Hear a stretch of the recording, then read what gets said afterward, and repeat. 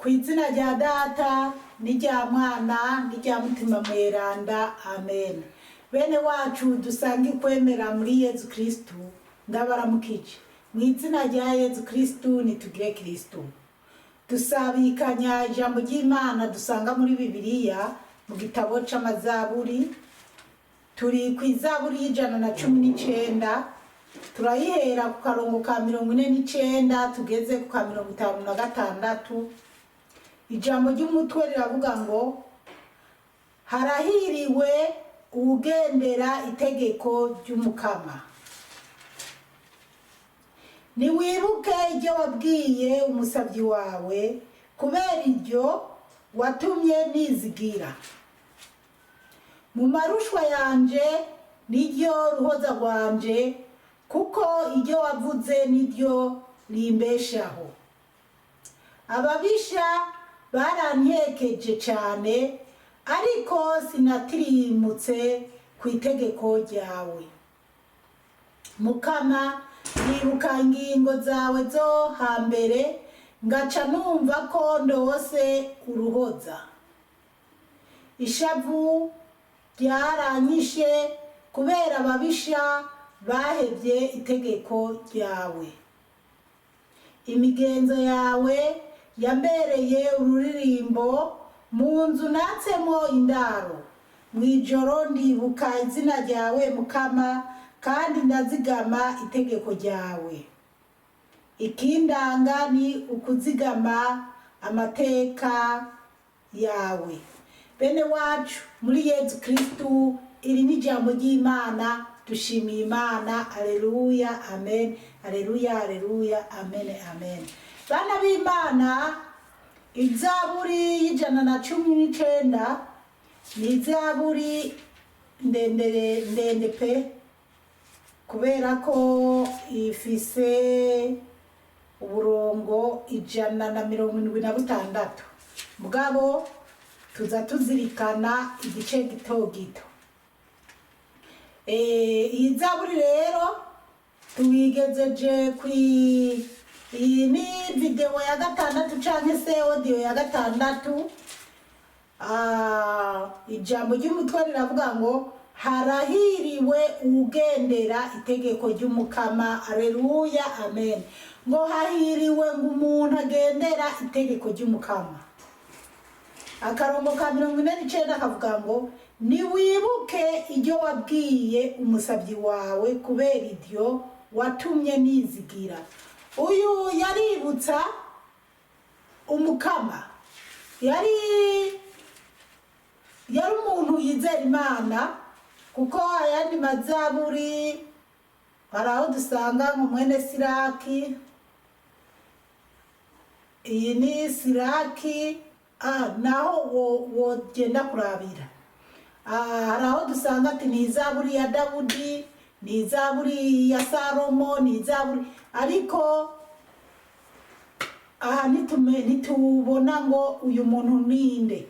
Mugabo twabonye ko n'umuntu yubaha Umukama, akunda itegeko ry'Umukama, nkuko ijambo ry'umutwe rivuga ngo harahiriwe ugendera itegeko ry'Umukama. Hahiriwe umuntu rero agendera itegeko ry'Umukama. Tugiye ku karongo ka 50 karavuga ngo mu marushwa yanje niryo ruhoza rwanje, kuko iryo wavuze niryo rimbeshaho. Ngo mu marushwa yiwe, uyu muntu mu marushwa yiwe yari yizigiye ijambo ry'Umukama yamubwiye.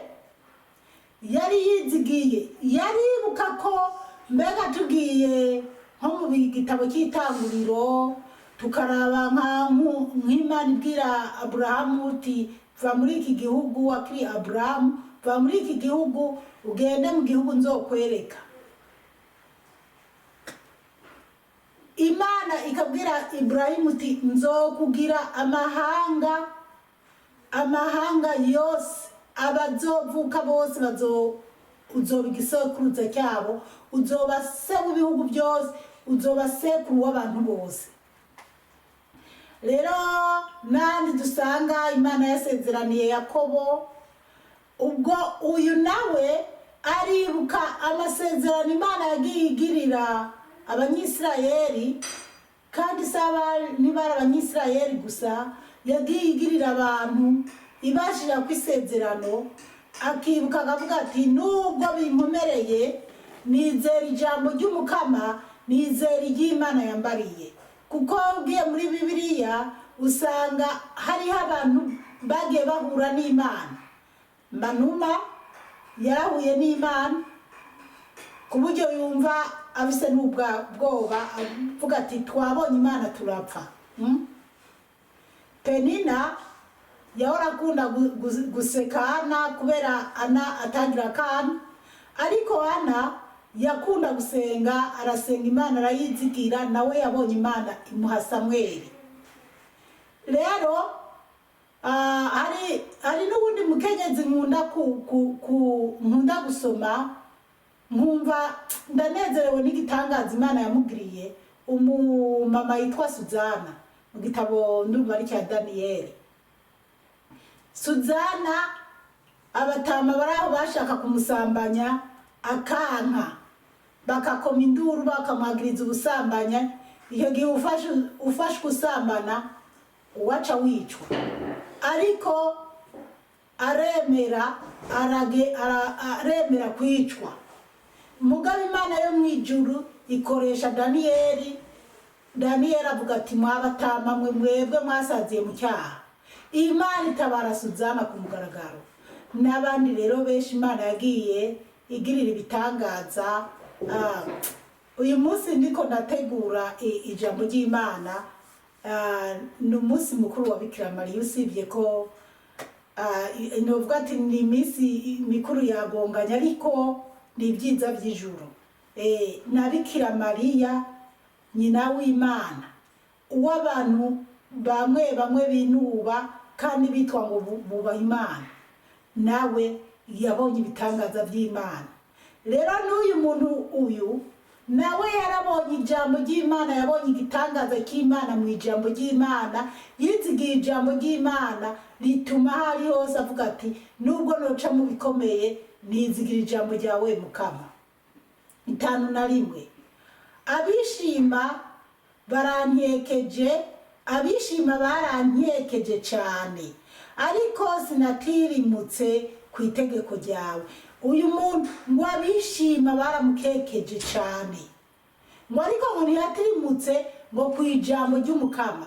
Nshuti yanjye, abishima baba bamaze kugukekeza bigashika wuti ibyizigiro.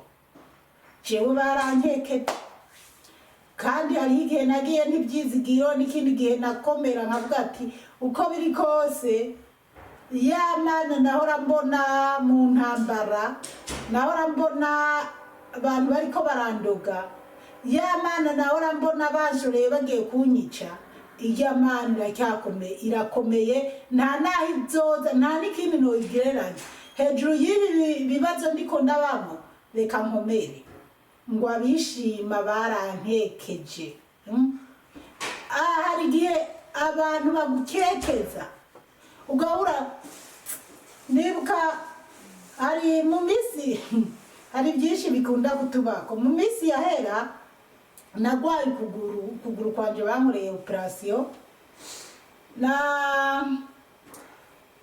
nari nagize ishoke, hama kubera nyine iyo uburyo wamaze kumugaruka waramugaye, mara iminsi ngendera ku ibekiye nkikwega, nyine bimerera nabi pe. Rero umuntu umwe niho nariko ndiganyira, nganira n'umuntu nyene arabukomeze, ndabubwira nti Jani, mbere numva tifise ubwoba kibazava bankorera operation, kandi kweri sinashaka gukorerwa operation kupe, ndumva ubuzima butamereye neza. Uwo muntu wo kunandemeje cyane kunganize ngo none ngo niwavuze ko Yezu yagukijije, ngo none ngo ko wavuze ko yagukijije, ngo ubu naho bigarutse gute? Bana b'Imana, Yezu azuye Lazaro ntibyabujije ko Lazaro yongeye gupfa. Lazaro aracyari oya, Lazaro yarapfuye. rero je Yezu yarankijije niyubaha umwami wanje pe. Rero mugabo ntibisigura ko ntazopfa canke ntibisigura ko umubiri wanje uhura n'ibindi bigeragezo. Ariko ndamushima Yezu. Hari igihe nayo iyo bari nk'intahe, hari igihe mu minsi yahera kwanza ku munsi mukuru wa Pasika, kandi Yezu arakunda kungirira ibitangaza kuri Pasika niyubaho. Kubera uko kuntu nyene ukuguru kwari kumaze iminsi kumereye nabi, ku buryo nari hisemo kongera ko noza kuraba abadogita bakabura bakancisha mu cyuma, nimba ari gukorwa nkakogwa, nimba ari nyene bitanyoroheye pe. Hama sinzi umuvyeyi yari bajya batirishije abana umukobwa n'umuhungu, abakobwa babiri, abahungu babiri n'umukobwa umwe. Hama acatora umupatiri araho w'umurundi yitwa Eric, Imana imuha amahoro n'umugisha akomeze arangura ubutumwa bw'Imana neza. Abari wamubyarira abo bana muri batisimu, kuvuga umuntu yakoze ikiza nta ngorane. Hama turagenda rero uwo mumama yadutumiye, hari birori, urumva twari tunezerewe. Ibaze nawe ahantu hari padiri, turahezagirwa pe. Mugabo jewe nkaguma mfise umubabaro, nibaza aho abandi baza kubyina, jewe bikananira kubyina n'ukuntu nkunda kubyina. Hama hagera igihe rero nyene baza bashiramo uturirimbo na padiri adutereramo uturirimbo tw'imihezagiro. Hewe mu mutima nkabwira Yezu, nariko Yezu uribuka kwa kuguru kwane ubu nyene ndataha ntatambye, ubu nyene zinzidiri yo. Rero noneho mu wa mbere mwana avuga ati ndiyengenga ku buryo ntaza kugira cane, ku buryo nzi ko ufise ikibazo mu kuguru. Hewe haragera rero aho biryoha, mama wese nogenda ntashimye. Za ndirimbo zose zihayagiza Imana z'i Burundi bazikwitamwo nazo kuri YouTube, reka naho hari amasuka. Bana b'Imana twarahezagiwe, abatahezagiwe n'akazi kabo. Mugabo nibaza ko abo twari kumwe, mugabo ngira nk'abagatolika tubyumva kimwe, twarahezagiwe pe, ku buryo n'abatari abagatolika twese nabona umenga twahezagiwe. Ndabapfinze kuva icyo gihe gushika n'uyu munsi ukuguru kwanje kurakomeye. Haleluya, amen. Umukama Yezu mbere naje kwibuka nyuma numva ko nakibabara muri kwa kuguru. Kumbe nahezagiriwe muri hahandi muri cya giteramo cya wa muvyeyi yabatirishije abana. Rero ibyo nabyibukijwe nuko hari igihe abantu barankekeza, ababisha bakagukekeza. Umuntu ngo ntibavuze ko Yezu yagukijije. Bana b'Imana yarankijije rero umwami wanje, ukuguru kwanje ubu ndamahoro. Nukuri mu minsi yahera nari nihebuye pe, ngende nsigaye nitwaza amabekiye aho naja ku ishuri, aho naja mu masoko nitwaza bekiye. Mugabo kuva icyo gihe ndamahoro. Rero mugabo ibi ndabivuze kubera iki? Kubera ko hari igihe abantu ngo nturi umukristo, ngo kusenga, ngo kubera iki ibi bibazo bikuguye. Nshuti yanje, ntikize gitume utirimuka mu gusenga, kuko niho bamwe tugwara. Hama hagaca haza abantu bakubwira ati aho wagasengeye Yezu ntabaragukijije, ingo ndakujane ku mupfumu, ugacuja mu bapfumu. Imana iduhe kubitahura cyane. Reka tubandanye. Twari ngaha avuga ngo abishima baranyekeje cyane, ariko sinatirimutse ku itegeko ryawe. Uko byogenda kose ukomeze wizere Imana, ntutirimuke ku ijambo ry'Imana cyane ku itegeko ry'Umukama, ugume wizere Umukama. 5:2 hakavuga ngo Mukama ndibuka ingingo zawe zo hambere, ngaca numva ko ndose uruhoza. Aleluya. Ngo Mukama ngo ndibuka ingingo zawe zo hambere. Umuntu akibuka ati Imana yaravuze, Imana yarabwiye Penina, Imana Penina yacokozana Imana iragirira neza Ana arabyara umwana. Erega ngo na Ana na Yohakimu ababyeyi ba Bikira Mariya nabone barose Bikira Mariya ngo bari barabuze umwana bamusaba Imana ibaha Bikira Mariya. Rero abana b'Imana tuze twibuka ko mu ijuru hari Imana. Iyo wemera ko Imana iriho ntihakagira ikintu na kimwe kiguca intege. Abishima ntibakaguca intege kuko abishima bishima mu by'isi bakidagadura mu by'isi ariko n'ibintu by'akanya gatoya bibababaza mbega hagera igihe bikanabababaza canke banarangiza bakanarangiza nabi. Imana iduhe kubitahura cane. 5 ishavu ryaranyishe kubera ababisha bahebye itegeko ryawe. Ngo ishavu ryaramwishe ngo kubera ababisha bahebye itegeko ry'Imana. Ese wowe ushobora kuba ugira ishavu ry'abantu bakora ibibi, ry'abantu bahebye itegeko ry'Imana? Nkanje ndababara iyo mbona abantu beza basa neza bataye ibwirizwa ry'Imana, ugasanga abakobwa n'abakobwa n'abagore ku bagore mbega n'umugabo n'umugore n'abakobwa ku bakobwa. Nciye nibuka ubushize nyene ndiko nahuye n'abo bantu ubwo niyambariye amashapure nari niyambariye ikanzo iriko yeza afise na bibiri baranyihweza. Imana idutabare cyane. Rero nanje mu mutima navuga nti Mukama aba bantu babagirira neza urabahindura baze bahinduke. Barabagabo babiri, ubwo umwe yari umugore ubundi yari umugabo. Imana iduhe gutahura cyane. Hari n'igihe ngira gutya ngisanga mpuye kindi gihe nahuye n'abajya umufrimaso yiyanditse ko 6 n'ubundi buntu yicatse aranyihweza abonye inyambaro niyambariye n'amashapure nagerekanije naye mu mutima ni Yesu ntiwamubonye ntiwakora ibitangaza byawe nabo n'abana bawe batakaye bagarure. Rero reka twigire kuri 5 imigenzo yawe yambereye ururirimbo mu nzu natsemo indaro. Ngo imigenzo y'Imana yaramubereye ururirimbo mu nzu yatsemo indaro.